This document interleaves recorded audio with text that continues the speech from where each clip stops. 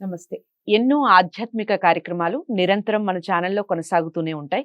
చాలా అంటే చాలా విశిష్టమైనటువంటి వ్యక్తులు మనకి కలుస్తూ ఉంటారు. వాళ్ళతో ముచ్చటించినప్పుడు చాలా ఆనందంగా, మనసుకి చాలా ఆహ్లాదంగా అనిపిస్తూ ఉంటుంది.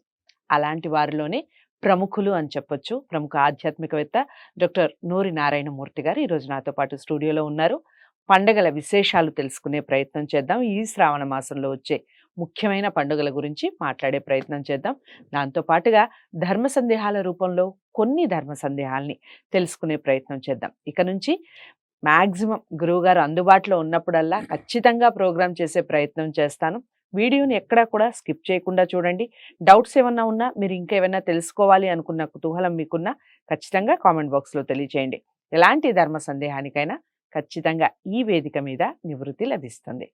నమస్కారం గురువుగారు. నమస్కారం అమ్మ. గురువుగారు, ఈ మాసంలో, ఈ శ్రావణ మాసంలో మరో ముఖ్యమైన పండుగ కృష్ణాష్టమి. కృష్ణాష్టమి అంటే అందరికీ తెలిసిన విషయమే. పుట్టినరోజు అని, కృష్ణుని యొక్క జన్మదినం అని.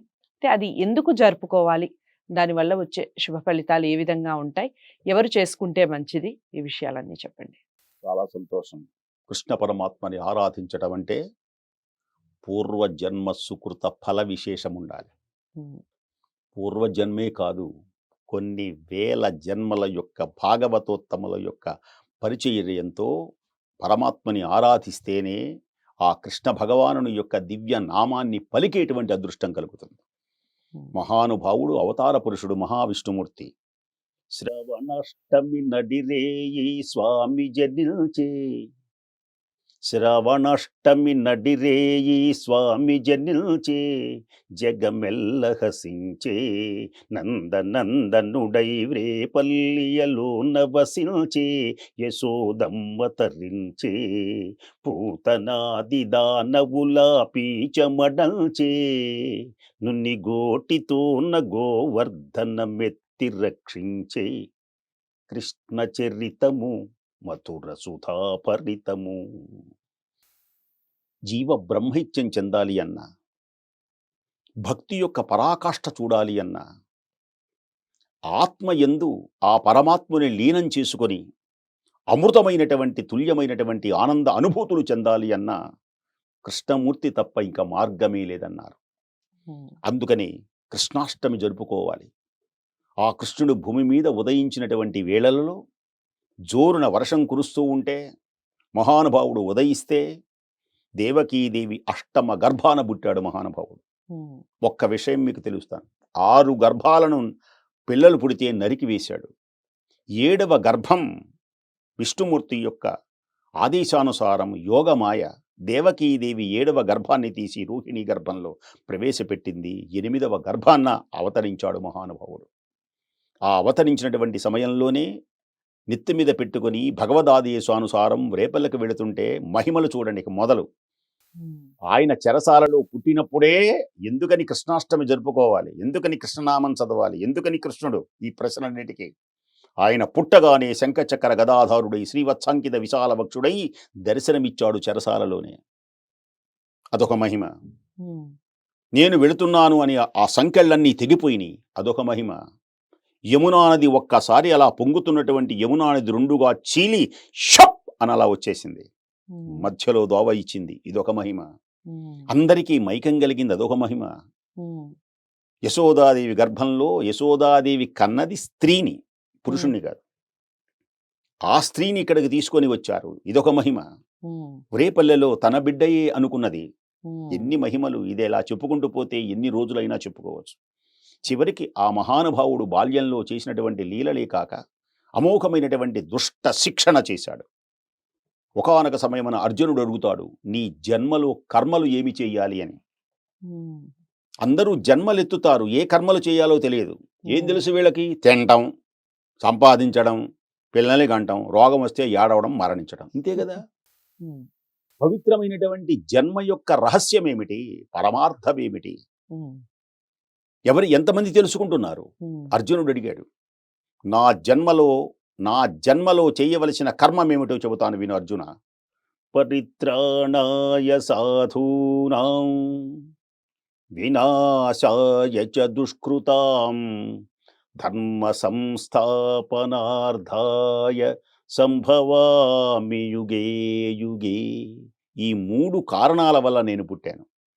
మహానుభావుడు ఉదయించి అనేక మందికి జ్ఞానబోధ చేశాడు. ఇక పెద్దయిన తర్వాత చూద్దాం. ఆయన ఇంతవరకు ఒక పద్ధతి. పెద్దయిన తర్వాత పాండవుల పక్షం చేరాడు. హ్మ్. కౌరవుల విశేషము తెలుసుకున్నాడు. రథసారథి అయినాడు, విజయ సారథి అయి భగవద్గీతను బోధించాడు జగద్గురువై పరమాత్మ. అందుచేతనే అఖండమైనటువంటి శక్తితో పరమాత్మ ఈ భూమి మీద అవతరించాడు గనక భగవద్గీతను ఉపనిషత్ సారాంశమును బోధించినటువంటి మహనీయుడు ఆయన. అందుకనే జగద్గురువు. కర్మణ్యేవాధికారస్తే మా ఫలేషు కదాచన మా కర్మ ఫలహేతుద్భూ మాతే సంగోస్త్వ కర్మణి. ఎవ్వడు కూడా సోమరి అయి ఉండకూడదని నేర్పినటువంటి మహనీయుడు కృష్ణ పరమాత్మ. కర్మలు చెయ్యాలి అని చెప్పినటువంటి వాడు పరమాత్మ. ఆ కర్మలన్నీ కూడా భగవద్దత్తం చెయ్యాలి, అహంకారం ఉండకూడదని చెప్పినవాడు పరమాత్మ. నేను చేస్తున్నాను, కర్తృత్వము భోక్తృత్వము నేనే అనేటువంటి అహంకారాన్ని ప్రక్కన పెట్టి అనన్యాశ్చింతయంతో మాం ఏ జనా పర్యుపాసతే తేషాం నిత్యాభియుక్తానాం యోగక్షేమం వహామ్యహం. నీ భారమును అన్నీ కూడా నా మీద ఉంచినప్పుడు సమస్తమైనటువంటి శక్తులు నీకు కలుగుతాయి. అహంకారం వల్ల మానవుడు పతనవుతాడు. కామక్రోధ లోభ మోహ మదమాశ్చర్యములు అనేటువంటి శత్రువుల వలయంలో చిక్కినవాడు బానిస బతుకుతాడు. శత్రువుల్ని జయించినవాడు చక్రవర్తి అవుతాడు. అర్జున, నువ్వు చక్రవర్తి అవుతావా బానిసవవుతావో నిర్ణయించుకో. శత్రువులను దునుమాడుమని తెలియచేసినటువంటి మహానుభావుడు పరమాత్మ. అందుచేత అట్టి మహిమ చూపించినటువంటి వాడు. బాల్యంలోనే మన్ను తిన్నావా అని ఆ యశోదమ్మ అడిగినప్పుడు నోరు తెరిచి బ్రహ్మాండములను చూపించినటువంటి మహానుభావుడు ఆయన. కాళీని పడగల మీద నిర్మర్దనాట్యము చేసినటువంటి మహానుభావుడు. అసలు సృష్టిలో ఎవ్వరూ చేయలేనటువంటి అద్భుతమైనటువంటి గోవర్ధన గిరిని తన కొన గోటు మీద నిలిపి బాలుడితడని శైలము చాలా బరువని మీ భయము వదలుకొండి నా అండను చేరగ రండి అని పలికినటువంటి గోవర్ధన గిరిధారికి ఈ కృష్ణాష్టమి రోజున వెన్నపూసలతో ప్రసాదం ఇస్తారు. కృష్ణాష్టమి రోజున మా కృష్ణుడు మా ఇంటికి వచ్చాడు అని చిన్ని చిన్ని అడుగులు వేస్తారు. పరమాత్మకు తన ఇంట్లో ఉన్నటువంటి బిడ్డలకు కృష్ణుడి వేషం వేస్తారు. చేత వెన్న ముద్ద చెంగల్వ పూదండ బంగారు మొలతాడు పట్టుదట్టి సందెతాయితులును సరిమూవ గజ్జలు చిన్ని కృష్ణ నిన్ను చేరి కొలుతూ ఉట్టి కొడతారు. నలుగురు కలిసి గంతులేస్తారు. ఒకళ్ళ మూతులకు ఒకళ్ళు వెన్నపూస రాసుకుంటారు.